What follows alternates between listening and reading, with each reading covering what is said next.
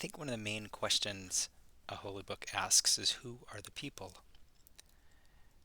Who are the people that the book is for? Who are the people that the book is about? In Peanuts' case, the group, the gang, the Peanuts, as they were sometimes called, that's them. And it's a pretty simple way of looking at it. You could also see it as the kids, um, in contrast with the parents who you never see. Um, but basically, it's the Peanuts gang. It seems obvious that in a memoir or a book of autobiography, the people would be the person and the family nearby.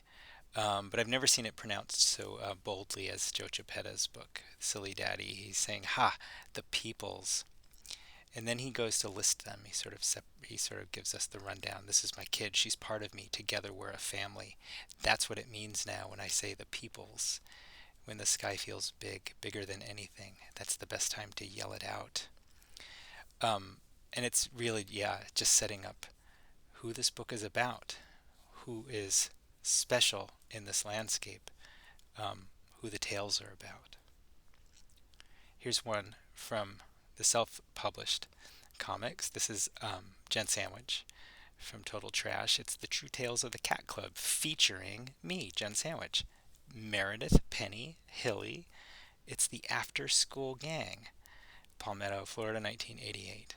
So, telling you who the gang is, who the gang members are. These are the special people. And in my case, I had four main characters. This is one of the couple of the few times I ever drew them in the same panel. In fact, maybe the only times I can remember. They lived in a junkyard. More about that later. Um, I never saw them as a unit very much. I didn't have them work as a unit very much. And the more I think about it now, I think I might do that. But more about that too. So, who are the people? First question.